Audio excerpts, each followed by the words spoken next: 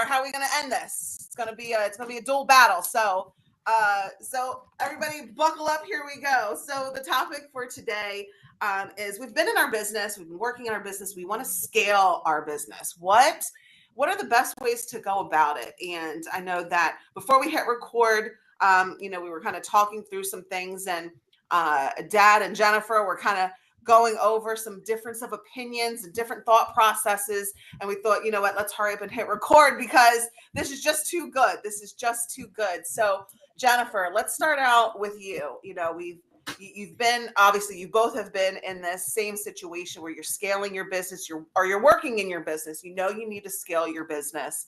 That might require some funding, that might require bringing in some new talent.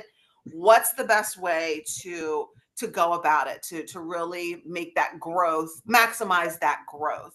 And so, Jen, let's start out with you on kind of your thought process on the best way to do that. Well, listen, we can duke it out, but at the end of the day, I'm always going to do what Dad tells me to do. So let's just keep that in mind. My opinions have, Let's just make it for this. Let's yes, just set the record straight. We might it's just argue, but I'll no, still just do what my dad tells me to do. Please, yes. Dad, tell me what to do. So good. I'm glad you made that disclaimer. My opinion has only become my opinion because of what I've learned from him. So There you um, go. it's all relative. But you know, any entrepreneur that's listening to this podcast, maybe you can relate when you first started your business, or you are thinking about starting a business, and we are talking about funding.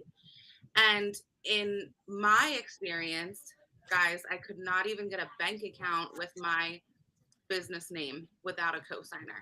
I couldn't do anything without Dad signing for me.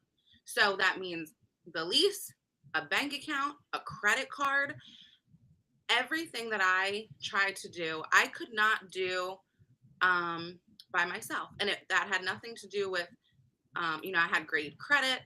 It had nothing to do with that. It had everything to do with, no, this was a brand new business and nobody knew. I had no backing. And so I needed Dad's support to get these things started, because he did have the backing.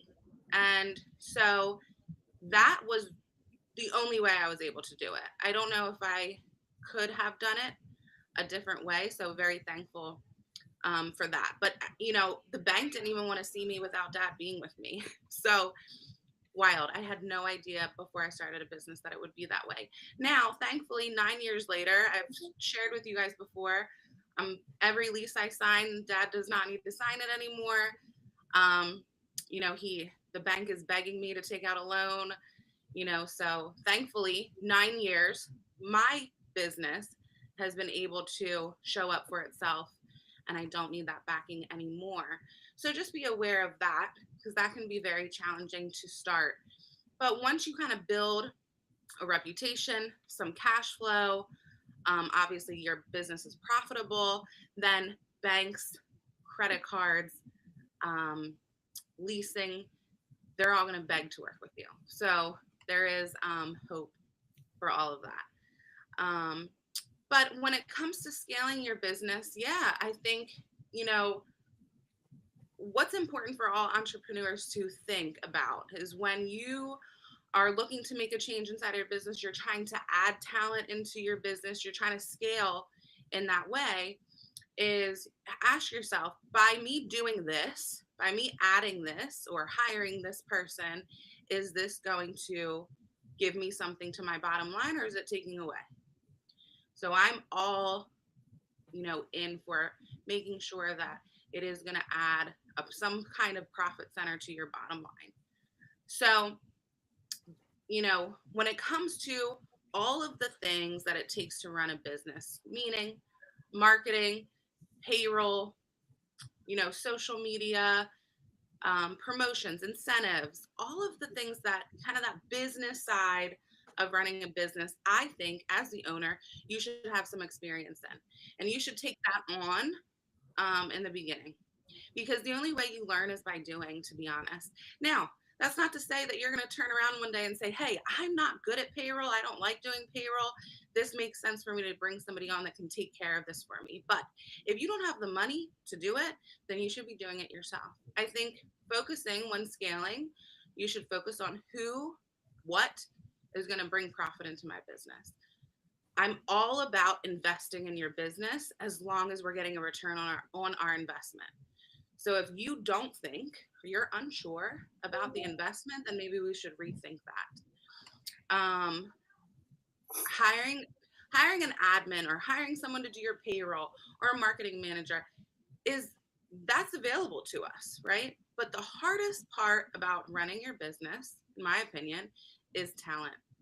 I was just talking to a plumber over the weekend, and he decided to not have any more employees anymore. And I don't blame him. Employees having talent is very difficult. It's very challenging. And every business I talk to shares that same headache from time to time. But if you want to grow your business, then we need talent.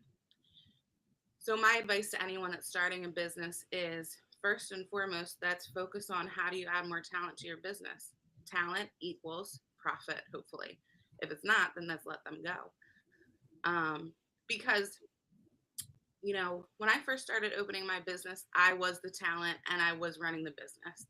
And I remember calling Dad being super burnout because I'm working 40 hours behind the chair, but I'm also I worked 7 days a week. For the first year I owned my business, I didn't take a paycheck. $0. How many people do you know that would work for a whole year and make $0?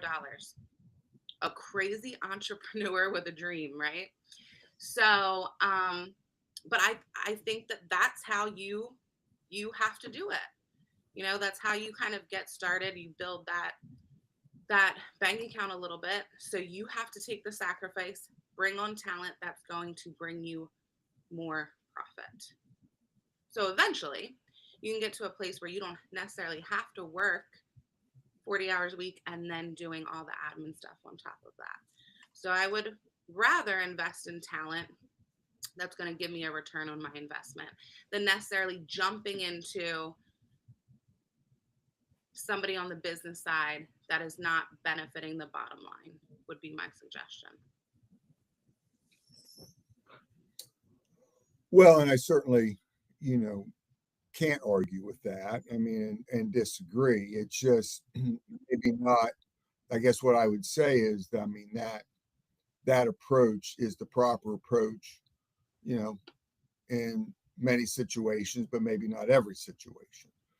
So as an example, you have someone who is, the owner of the business, the main talent of the business, and driving revenue, but because of all the other aspects of business, it doesn't allow them to fully maximize their time in what they do best. And that is, hair, or that is whatever the output of your business is, because, these other things. And yes, sometimes, you can say, okay, well, I'm going to work 7 days a week. I'm going to do both, and that is the sacrifice of entrepreneurship, is, you have to do it all initially in many cases to get your business off the ground, like you did. And like I did. I mean, back early on, you went out, you knocked on doors, you made sales presentations, you closed the sale, and then in many cases serviced the business after that. You're the one that had to, make the auto changes when they changed an auto, or there was just things, you were taking those calls.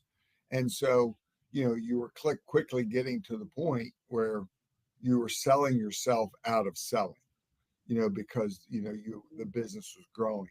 So so I think that in some cases, if it's a situation where, okay, I mean, I'm just getting inundated with the other aspects of business, and as much as I'm trying to manage that and still drive revenue, I just can't do it. So now revenue is starting to flatten out or even drop a little bit because of that. And so I think in those situations, finding people who are talented, whether it's outsourcing or you hire an employee, an admin person to handle those things, so that you can now do what you do best.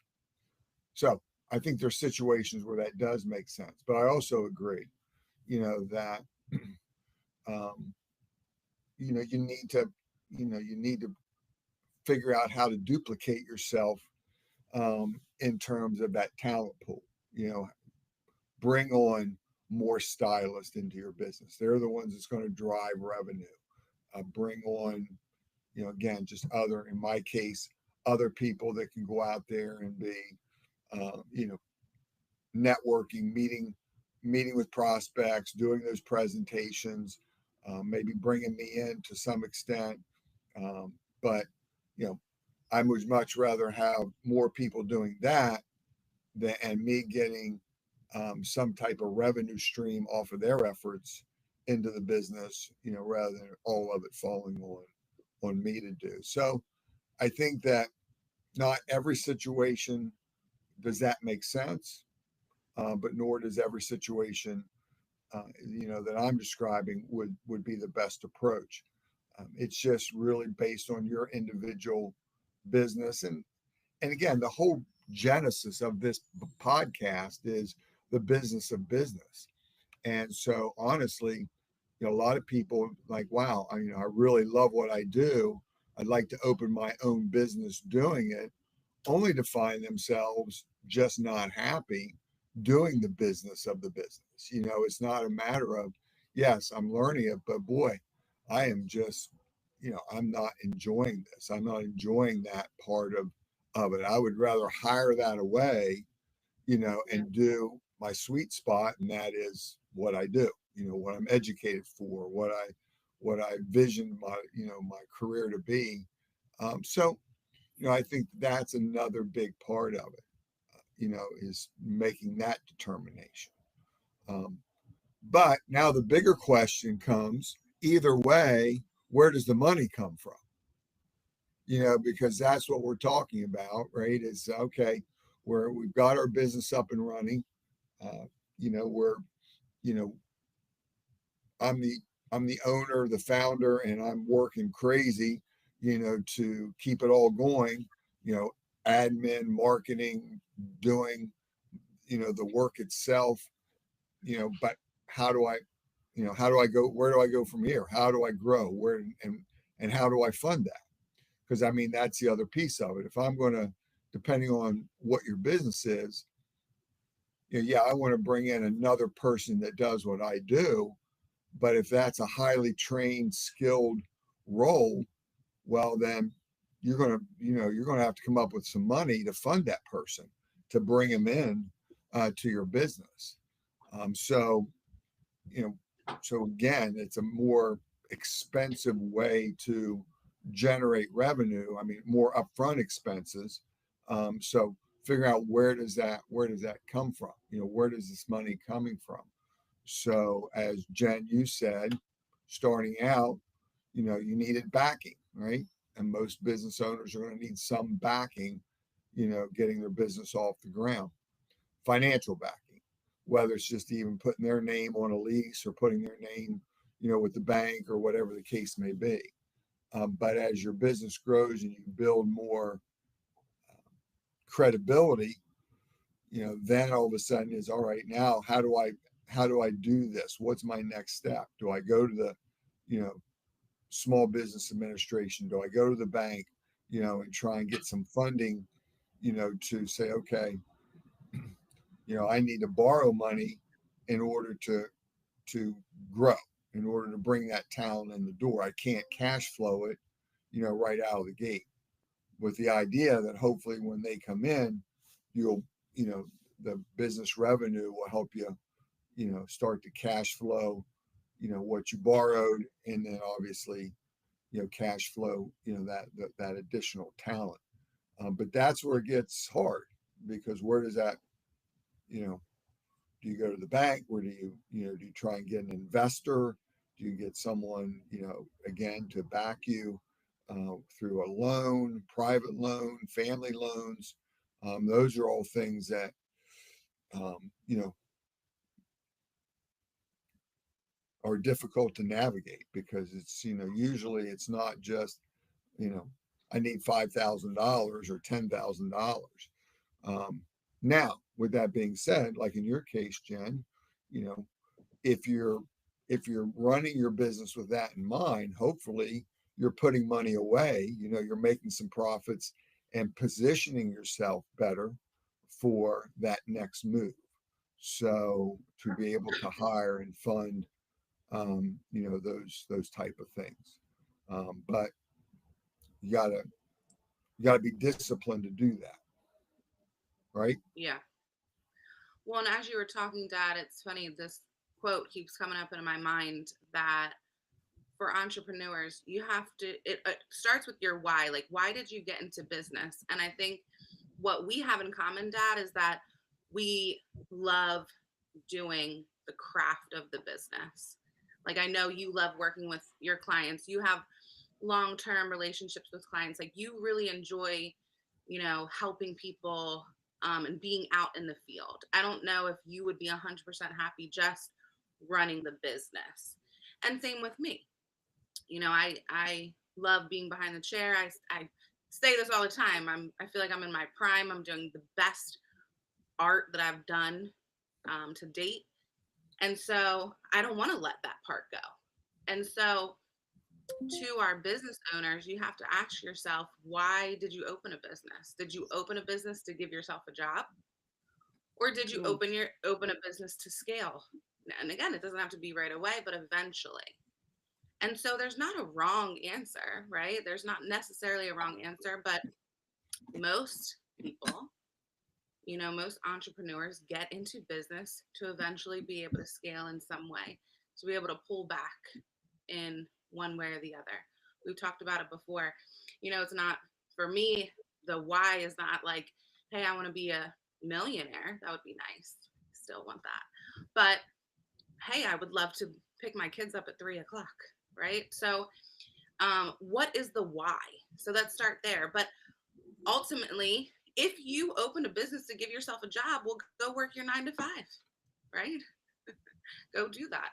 But most people want to scale, and that's what this podcast is about. So how do we do that? Now, I think I'm surprised because, like you said, Dad, I don't know if we're necessarily taking a loan out for $5,000, but what Dad has kind of instilled in me and taught me in building a business is that, we need to keep lifestyle low. And, the profit of your business as you're building, as you're growing, shouldn't be going in your back pocket. It shouldn't be going to lifestyle. It shouldn't be going to bigger houses, fancier cars. Every time I buy a new car, Dad looks at me a little crazy face. That's why I don't buy new cars. I don't want to be looked at crazy. Let's not start about what Stacey's car looks like, okay? You need a new car. But to my point, Dad has kind of instilled that in us, right? Is about lifestyle. Because, we're making a little bit of money. We shouldn't be spending it on lifestyle. And so, for example, thankfully, when we came up to COVID, for example, we saw a lot of businesses close because they were not disciplined enough to obviously take profit and put it in a savings account and have money in the bank, right? So my business paid 3 months of bills with no income. Thankfully, we were able to do that. So I think I would always, suggest that we kind of build cash is king. When you have some money in the bank, you have more freedom, right? When we have to go and ask to borrow money, where that kind of can put handcuffs to us in a way. I always love it when Dad is like, tells the story that he goes to get a new car, and he's like, no, I'll pay for this car cash, right? And everybody's a little bit nicer to him. Mhm. So I would that's just kind of how I've always done it. Thankfully, I've never been in debt within my business before. And so early on, when I opened the salon, I kind of always talked to Dad about, like, I would love to open a second salon. Mhm. And so I think the conversation turned to, all right, well, we know now how much money we needed up front to open my business, right? So if that's the goal, then let's make sure that we're putting money aside. So when that time comes, when you feel like you're ready for that, when the opportunity presents itself, you're ready financially. So I think, my advice would be, if scaling is what we want to do, which most people do, let's make sure that we're prepared for when the opportunity comes for you to scale, for that talent to be added to your business, for that change, for that next move, for that bigger space, or to hire a support team to take on the business part. You're ready financially. And so, how do we do that? You keep your lifestyle as tight as you can. You keep putting your money into the bank, and you keep looking for the opportunity. And when it comes, you'll know, and you'll be ready for it, instead of necessarily having to go taking credit cards and loans and all of that, which I'm not saying that's a bad thing. That's just how I would approach scaling, and kind of what I've learned, and what Dad has taught me over the years. Because the opportunity will show itself, right? And so the worst part is a missed opportunity. So, hey, I didn't have the money for this, to hire this talent, so I dropped the ball in that way. So just make sure that you're ready for when the opportunity hits. Well, I've said this on the podcast before. It's been a while back, but you need to live at the end of the toothpaste tube. Meaning, when you get down to the end of the toothpaste tube, where you're rolling it up, you're squeezing. Okay, I don't need quite as much toothpaste this time, because you're trying to get every little, So all of a sudden, but when you got that brand new tube, you're like squeezing it out. It's going up and down your arm. You're like, you're just lathering up that brush. So, but keeping that mindset of, listen, yes, keep it. There's a big picture here. And that's why, if you're coming into that entrepreneurial space, hopefully you're coming in already lean and mean when it comes to lifestyle. Because that's where I see a lot of people struggle, as they come in and, they've already, they've already kind of went down the big mortgage and a couple car payments and, on and on. And now, there just isn't, they have to cash flow their business in a way that keeps that lifestyle going, because nobody wants to go backwards, right? So, but if you're in that situation, then you still need to sit down with, all the players in your family, if that's a spouse and children, and say, listen, we're embarking on this business.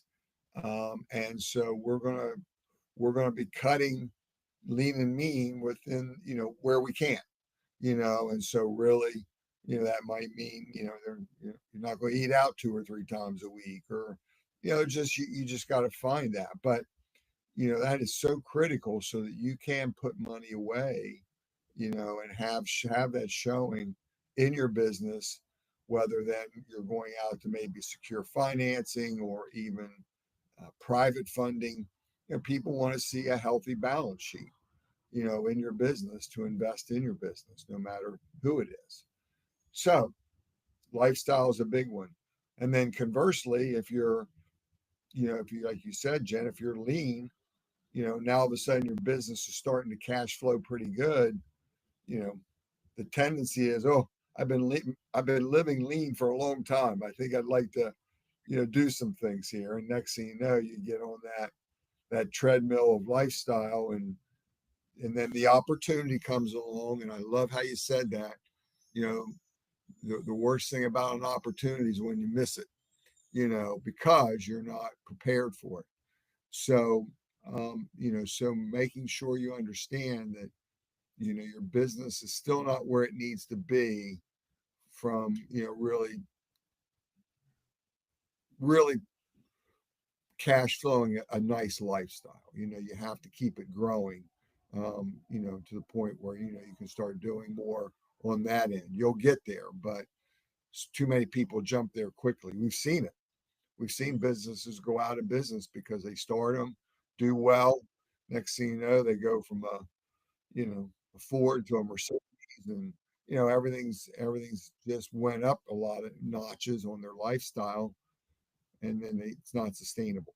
So, so that's a big one. Then the other one too is networking, making sure that you're networking with your financial people, whether again it's your CPA, your you know where you're banking at, um, networking with others that might be potential investors, you know, so that you can you know, so that you can be in a position to look for sources of money when that opportunity you start to see that opportunity arise.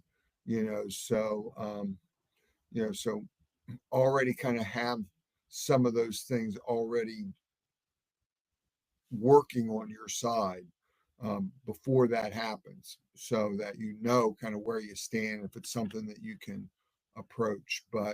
Um, but to grow, you need, you know, as we've said, the great, you know, the hardest thing about business is to grow, you need people. And the hardest thing about business is people and managing people and finding the right talent, you know, so that's what makes entrepreneurship, you know, challenging. But, you know, but technology's changing some of that too. I mean, we're seeing where businesses can, you know, do more now with less people. Hopefully that's going to be okay for you know society, but we can do more with less. I mean I've pictured like in your business, Jen, you know, your each of your stylists having their own iPad, you know, that they can just right then and there while the person's in the chair, you can check them out right there on their iPad, schedule their appointment, you know, so that you don't even need that whole area, you know, to, you know, pay and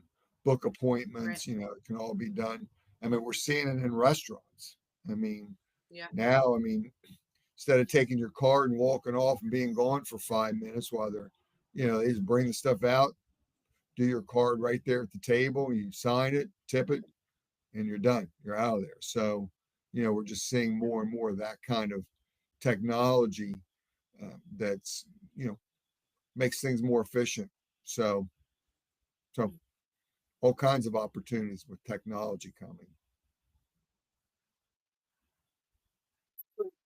Stuff. So much good information today. And so who won the Duke out? I think it's a tie, I think it's a right? tie. No, Maybe we're just gonna say Jen. dad still Well, wins. you know, I'll admit, I kind of, you know, I was really buying into Jen's after I heard it for the third time. I'm thinking, yeah, you know what, she's probably right. You know, she's probably right. That was But and she probably is in the majority cases, just not every case, I think. There So we go. yeah, There we go. We're so learning something, Jen. So, right. well, thank you to all of our viewers and listeners for tuning in with us. Thank you guys so much for being a part of this episode. And we will see you guys next time. Bye bye.